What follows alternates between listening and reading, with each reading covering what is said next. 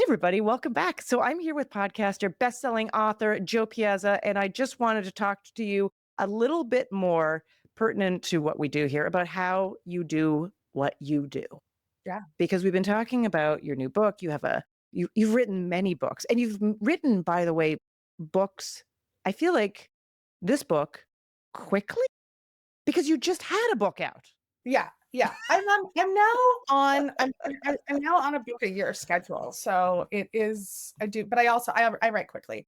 This book was particularly quick because of how timely the topic is, right? So Oh, yeah, that makes sense. I started writing this for funsies last summer on my Substack.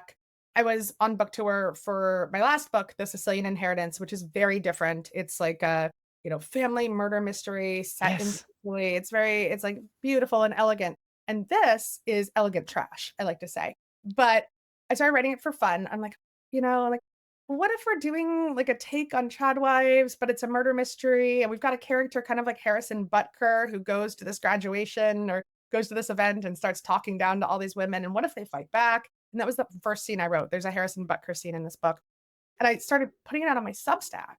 And my audience loved it so much that I said to my editors, I'm like, I think this is a book. And they're like, yeah, no, we think so. And I'm like, but it has to come out quick because who knows what's going to happen with this world of trad wives. And they're like, we don't do anything quick. And I'm like, I know. And so they were able to turn it around in 9 months because we made it paperback instead of a hardcover. I see. I wrote So it in funny. Yes. yeah, and, like, readers love a paperback, but in, like, the publishing world, they're like, "Oh my gosh, are you okay with this?" I'm like, I want everyone to read this book, yeah, and it's the summer, and everyone wants a paperback, and they're cheaper. So, they turned it around 9 months, comes out July 15th now, and I wrote that book in 3 months.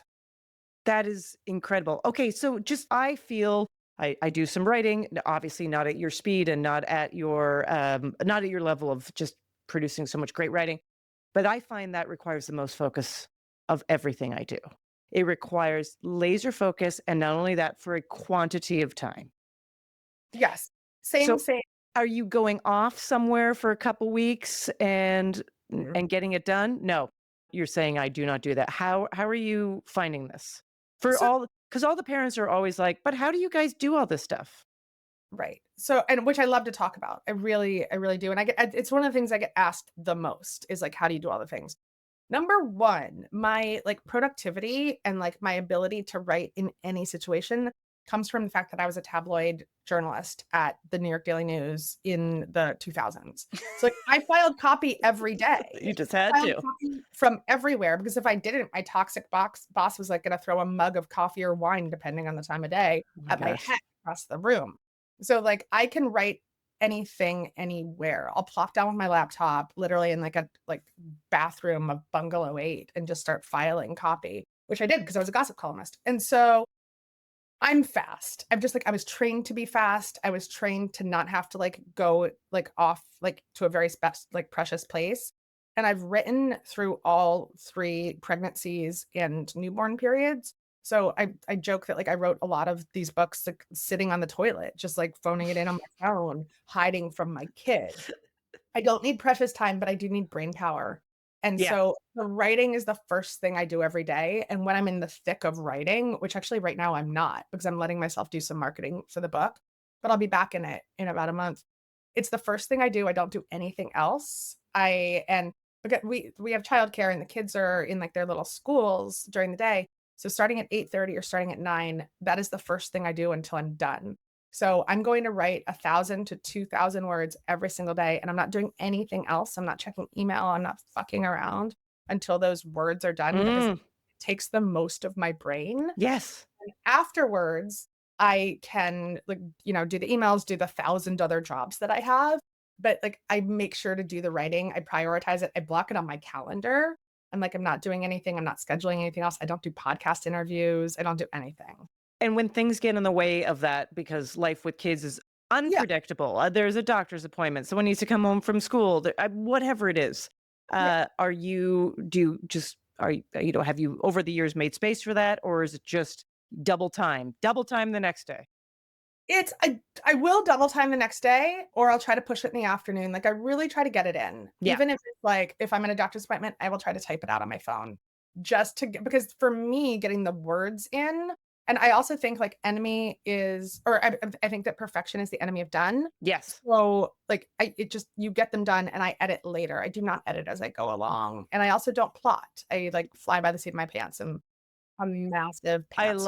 I love all of this. I Yeah. love all of this because I think a lot of people are, you know, with the old joke of like, if only I had the perfect chair, I would have written the masterpiece. You won't, like, there's no perfection, and so you just, like, it's honestly just getting it done. It's a muscle, and so when I was writing Everyone Is Lying to You, it like, I wrote more than my normal word count. It was 2,500 a day, which was a lot. It was rough, but, like, it's doable. You can do it, and I tell people that all the time. They're like, "I wanna write a book," and I'm like, "Alright, well, then get your butt in a seat Get your butt in the seat. every day and write 1,000 words, and after 2 months, you're gonna have a book. It's gonna be about 60,000 words." So, like, you just have to do it, and, you know, I find men, because women are such multitaskers, Yeah. and so I find men more than women are like, "I would be the great American author and write a great American novel if I could just take a sabbatical from work and live at a cabin in the woods with no distractions." And I'm like, "I have 3 fucking kids and 19 jobs, okay?" Yeah. Like, that is not, and also I'm like, "I don't think your book would be very good if you did that." So I on one hand, I do, like, just have this muscle memory of how to write very quickly, and on the other hand, I just prioritize it.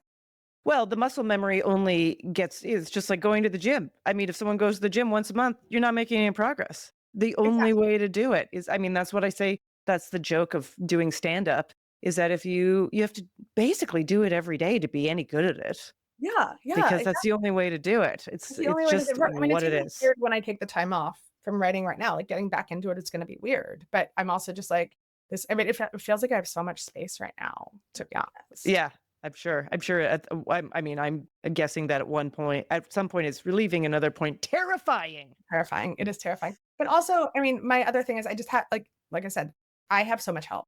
Like, discounting, that's the other thing about influencers, we never see Their anyone help. help. And I have so much help. Like I said, the kids are in both my kids next year in the fall are gonna be in the public school, which I'm so excited about because 'cause I'm so cheap. And I know it's the greatest. You're like it's it's like a you won the lottery. You get all I this feel like I won the money lottery. back. I do. And the baby's still, like, in, the little preschool, which she loves, and it's across the street. But we have a lot of help. We live near my mom. Like, we live near a village in a community of people, and all that's very intentional, and I try to show it as often as possible because no woman should be doing this alone. It's impossible. I know, and I think it's so easy to get isolated in a city, which you would think would have the counter of that. You're like, "No, you're surrounded by people," but everyone goes to their little overprogrammed lives and their intense jobs that allow them no world for community. Mhm, mhm. So, okay, speaking of which, so you took your kids to Sicily. When you were writing that Okay. book, you took your kids with you to Sicily to, you know, basically do this research when you're talking about like getting all the information together to solve a family murder. All the Uh, family member. Yeah, yeah, yeah. so just light stuff. So when you have now you're traveling abroad, you have, and is this still in the same timeline where you have a newborn basically? Yeah, she was 5 months old. She was 5 months old. Yeah, yeah. Okay, Joe, you're a wild woman. You're a wild woman. I know there's something wrong with me. We did well because Sicilian Inheritance was based on my real life family murder mystery, and the book is totally fiction, but after I finished it, because I'm like I said, I'm a psycho, I really wanted to solve the real murder in real life, so I took the whole family. I finished up some research for the book, but then I also solved the murder in real life for a podcast we did a podcast also called The Sicilian Inheritance, and Yes. took all the kids to Sicily. We were over there for a month, and it's we hired some babysitters along the way, and my husband had a pretty flexible job at the time, and so we were able to make it work, and yeah, I mean, here's my thing with traveling with young kids, and I was a travel editor for a long time too, so, like, I'm a pretty seasoned traveler. You could be home with them, and that will suck, or you could be somewhere lovely with them, and And that might suck too, but it's different. like, at least you're somewhere with really good food and wine and somewhere new. So, like, it's hard, but I don't find it any harder than, like, the days when I'm in the house with them, where Yeah. I'm like, "What am I gonna do with you for 9 hours?" So, I really like getting out of a comfort zone with them. They were fun, like, they love it. They, like, even when they don't remember it, like, they love going through the photo albums. And we just did spring break with them in Zion and Bryce National Parks, and Oh, I've always wanted to go to Zion. I was recently in that area and it was like, "Go to Zion," but we were doing other things. Yeah. yeah, yeah, and it was really great, and yeah, I love traveling with them. I mean, Nick and I met traveling, so Right. it's hard. It is hard, and I will tell you, the first night in Sicily, we get there and we're in a hotel that was, like, crappier than expected because it's Sicily and you never know what's gonna happen, like, everything is a surprise all the time, and the room was very, very small, and we couldn't when we travel, we put the cribs in the bathroom Smart. so that the baby, like, is away from us so she can't hear us or see us, and this bathroom was not big enough to fit the crib in it, and all of us just wanted to die. I was like, "I've made every wrong decision in my life. I shouldn't have married this man. I shouldn't have had any of these children. We have to leave tomorrow." It's great how when we all break down, it's not just like, "You know what? I should have packed another sweater." It's like, "I'm leaving my husband. I made the wrong career decision. Shouldn't have kids." Yeah, everything is wrong. Everything I do is wrong, and so I got over that, and it was good, and it was good from there on out, and we had a great trip, and I wanna do more of it. You know what I'm looking into right now? European river cruises that allow children. Ooh. No, because I hate switching hotels with them, but I like to be in different places, Oh, yeah. and I hate driving with them. So, my husband found some, and, like, they're not crazy expensive, like, compared to, like, what you pay for hotels these days, right? And so I'm like, "Alright, this seems fun because someone else is doing the transporting, we're not in a car, and we don't have to switch hotels." So that we're looking into that for next year. Interesting. I love it. Yeah. Put him on a boat. Put on a Put him boat. on. Now, just because thinking about Sicily, and you've talked a lot about just in your own work and then recently on your podcast about how other countries do parenting, how other countries deal with newborns, how other countries deal with new mothers. Sicily, I haven't been to Italy or Sicily with a small child, but Mhm. everyone says to me, go, Go. go when your kid is still little because they love children. They love them. They love children. They don't love toddler or n yeah, they don't love, like, 3 to, like, 8 as much because 'cause they're loud, right? And they're jerks, but, like, Right. they're more tolerant of them. It's not the Italians that are not tolerant of them, it was the German tourists who were like, Okay. "Get Sure. your kids under control." But they love babies so much. I mean, my favorite story I have so many favorite stories because we went to Sicily also when my son was 3 months old, and we, like, drove around the island, and at one restaurant, I was going into the bathroom, and this man followed me into the bathroom. I was going to change him, and I was like, "Why is this creepy man following me to the bathroom? Yeah. He's gonna kill me." And then he, like, reached up into a cabinet and pulled out a pillow and put the pillow in and then I was like, "He's gonna smother my face." But he put it, like, in the windowsill so that the baby would have a changing table, and then he gave me a glass of wine. What? Yeah, yeah, and then at, like, another winery, like, the owner of the winery came out and took the baby away. He's like, "You must need a break," and then they just, like, played with the baby while, like, we did a wine tasting, and it was ridiculous. Like, this happened every single day, Oh my gosh. you know? I know. I can't even imagine the equivalent of that here. I mean, I It doesn't remember. exist. It Yeah, doesn't exist because, like, I get yeah, like, people just give me snotty looks about my kids all the time, like, no matter where I go. I am still like it's like a recurring shame memory I have in my mind of going to a restaurant near me when and my kid was very loud.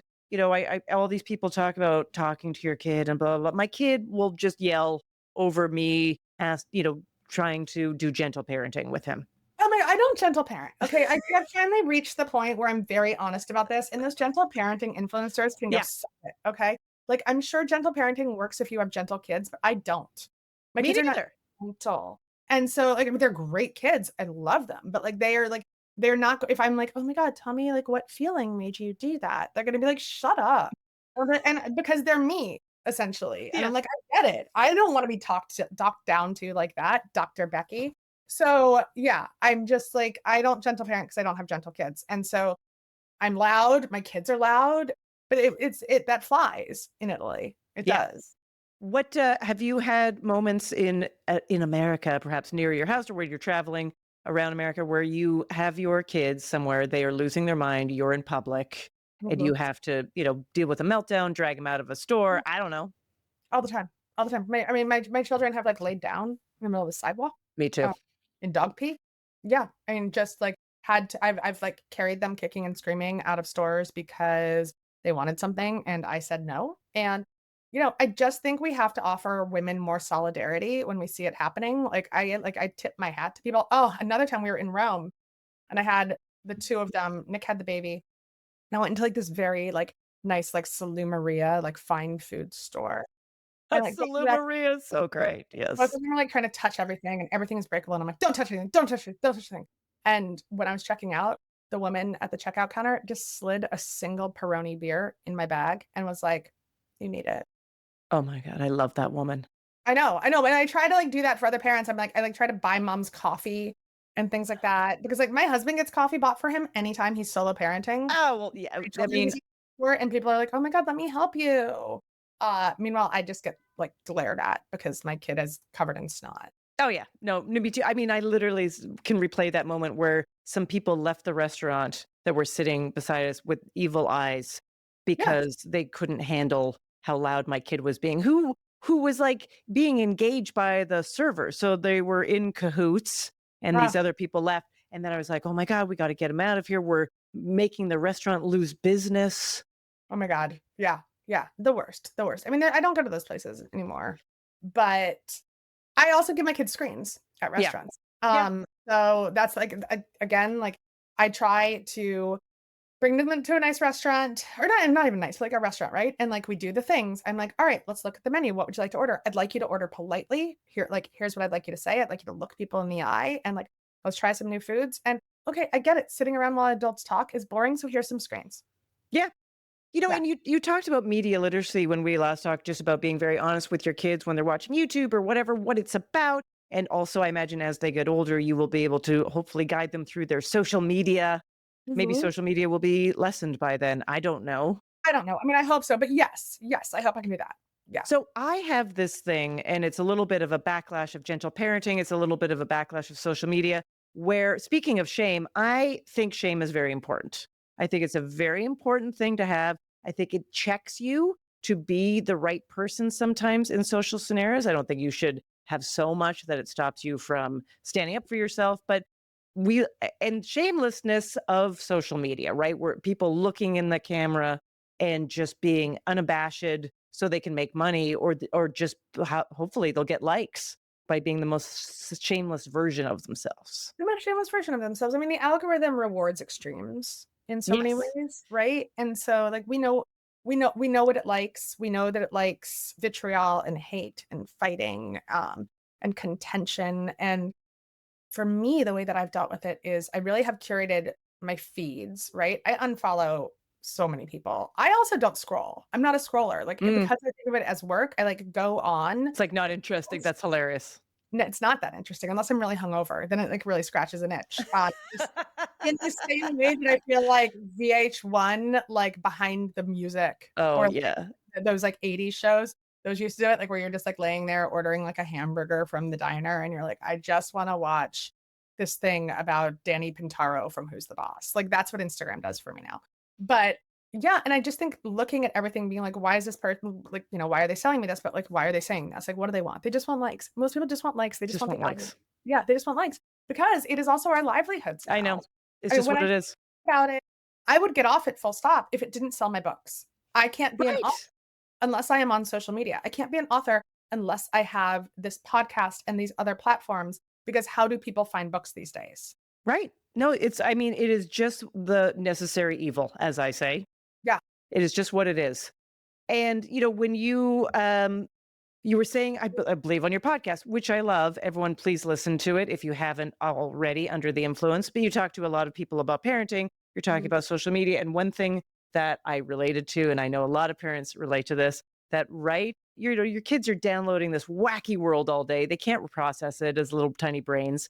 And you're doing your life. We're all running a million things at the same time. And then right as you're doing bedtime, and as a parent, that is like, you see this finish line. You're like, 20 minutes away from having some life back of your own, right Mhm. as you're doing bedtime. That is the moment that they ask you some pretty wild question Oh, yeah. about the world, about humanity, about how everything works. And you're completely ill prepared to answer it in that moment, but you have to. You have to. You have to. Yeah, it's like, why do we die? Is that one that was asked to you? Oh, yeah, like, I think the other night, yeah, yeah, "Why do we die? What happens when we die? Are you gonna die?" Like, we went through a whole my daughter went through a whole death phase probably because I let her watch so much Star Wars, and then my son asks really esoteric, like, geography questions. He's like, "If a volcano erupts under the ocean, like, how long does it take to become an island?" And I'm like, "Oh, shit. Wow." Um, but yeah, it's always right before bed, like, right when I've done the opera, right? I've Yeah. thrown the baby. Oh, right, you've done the opera. My daughter is a two booker, a cuddle, and then, like, a little bit of talking, and then my son is the most because he was the first, and we screwed up with him really Right, bad. you gave him attention. Give him Bad. so much attention that you can never take it back. No, it's true. That's the best parenting advice. I'm like, "You could always give them more. You can never take it back." So withhold early, friends. Withhold early and often because then you can, like, really fill in those gaps, and then they'll think you're just becoming a better parent, but you can never And they're become more interesting. They're like, "I'm more interesting." So they want you more. so Yeah. when your son is like, "Do volcanoes become island? At what point do volcanoes become islands?" Do you say, "Let's go look it up," or do you make up No, an answer? no. I say, "I don't know." I now say, "I don't know." I'm like, that's the thing we can look up. That can be a breakfast lookup because I also leave my phone I try to model good phone citizenship as much as I can, Yeah. where I'm like, "Okay, like, I'm not gonna look at my phone. I don't wanna be around my phone when I don't have to be." So I leave it downstairs. I, like, dock it, and I'm like, "I don't have my phone, so we can't look it up." Yep. And we no longer have a full set of Encyclopedia Britannicas, so that's like I'm like, "You remember that, and that's a tomorrow question." And yeah, and then with the death stuff, we, like, try to be really honest because we're not religious people, and we're, like, a very sciencey household, so Yeah. we're like, yeah, we're like, "We don't know. We don't really know what happens, when you die." And yeah, but it's a lot. I mean, like, the older they get, the more questions they're asking. It's very funny because my son was asking a lot about, like, exactly how babies get made, and Uh-huh. we've had a lot of period discussions in our house, which happened in rest stop bathrooms because I've got all 3 of them in Ideal. the rest stop bathroom with me, and they're like, "You're dying." Oh, And I'm yeah. like, "Let me tell you about period." And That's so we'll almost exactly what happened to me. Exactly. yeah, yeah, yeah, yeah, yeah, and it's funny because we've also talked about, like, menopause, and I'm like, my my s my son the other day, like, a few periods ago, like, there's blood on something, and I'm like, "Yeah," and he's like, "You must have your period," and I'm like, "I do, thanks for noticing." And he's like, "Yay!" He's like, "'Cause you're not gonna have that many left." And I'm like, "Yeah, I know, I know." So, he wanted Wow. to know all about, like, exactly how babies are made. They know a lot of the science because we have a lot of same-sex friends, right? So they're like, Right. how did they have that baby? How did 2 boys have a baby together? So we really have to get into the science of it. How do 2 girls have a baby? But he wanted to know when it's a man and a woman, how they do it. And my husband gave him the same book that my husband had, which is that, like, Where Babies Come From the '70s Sure. with, like, the weird looking people with, like, so much pubic hair, and he wanted to read it alone. He's like, "I'm just gonna 'cause he's a really good reader. He's like, he read it, and then we're like, "Any questions?" He's like, "Nope, I'm good." And you're like, "Okay, fine." He's like, I "I feel really good about all the knowledge." He's like 'cause he watches a lot of Animal, like David Attenborough too, and he's like, "It's the same." And I'm like, "It is, it is the actually, yeah." same. So I'm just like, "Ask me when you have questions. I'm around." Hilarious. Amazing, amazing. See? This is the kind of influencing we all This is need, the kind Joe. of This is influencing I wanna do. this is Yeah. what we need. Yeah. Thank you so much. Thank you so much for joining me. You're amazing. Jo Piazza, has I was gonna say 1,000, but it's 12, which is 1,000 books to me. Oh, that Al is 1,000 bucks, okay? Yes, That's a lot of freaking bucks. already published. You can go and pick up any of them, but she's a brand new book out right now that is you called it elegant trash. Uh, It's I elegant yeah, I because we all deserve elegant trash, It's okay? so good. It is so fun to read, especially exactly for my audience, called Everyone Is Lying to You. It's a murder mystery that deals with it's a trad wife murder mystery. And also you can listen to her podcast, Under the Influence, and just gobble it all up, everybody, because this woman is basically serving up all the stuff that you can't find anywhere that you're dying to have. So thank you so much, Joe. Thank you for having me. This was so much fun. This was, like, the highlight of my day. Ah, you're the best. That's because other people canceled on you. I know they did. They did. No, I was psyched. The people that canceled today, I was psyched about. I was like, "I don't with you guys today." This is the greatest. It's the greatest. Well, I'm glad we made it happen. So thank you.